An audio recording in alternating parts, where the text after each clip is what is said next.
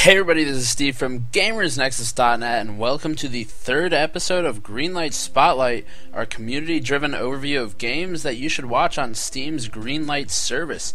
Please leave a comment below to nominate games for next week's video if you have any in mind that you'd like us to feature. With that said, this week we start off with VITRUM in slot number 7.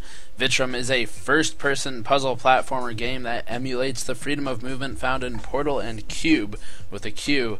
And in VITRUM, it is our objective to collect objects by overcoming obstacles and solving puzzles with our cybernetic powers, like gravity inversion, materialization of objects, and inhuman jumps.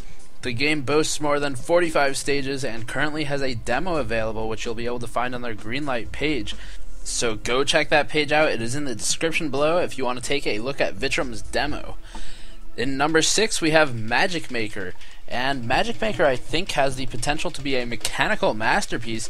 The bright and plucky platformer utilizes your own creativity as its core mechanic, where you explore the environment, collect spell components that can be put toward custom sorcery, and effectively create your own spells by mixing and matching different components that are found within the game's mechanics. The devs suggest that more than 1 million spells combinations are available, and that includes optical lasers, making things go boom, homing devices, and portals with which you can think, and more. If you find yourself immersed by customization alone, this is totally worth consideration for you. Next, we have Receiver. I've been following Receiver, which is our 5th placing game, for quite some time now, actually. It is by Wolfire Games, who are working on Overgrowth, and it started off as a game-making challenge focused on gun-centric gameplay, wherein the core mechanic of the shooting game is actually the gun. You manipulate each element of the gun, like the chamber, barrel, and other objects, and have no HUD to provide vitals other than a couple of HUD options to show your commands. The game has permadeath, espionage, and extremely interactive gameplay, so I highly recommend checking this one out. I am you from the future. There's no time to explain. Follow me to— Oh, Christ!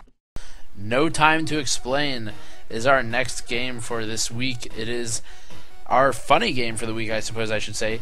In No Time to Explain, you fight your way through a world littered with duplicates of yourself, probably some of them with goatees, and probably giant crabs and other monstrosities that are preventing your future self from warning your current self about something bad. But unfortunately, there was no time to explain what that exactly is.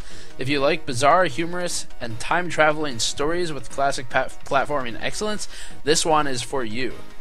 Switching things up a bit, in 3rd place this week, we have NEOTOKYO, a dystopian representation of future Japan, which is entrenched in tumultuous socio-political upheaval as rival spec ops groups perform underground reconnaissance and fight shadow wars.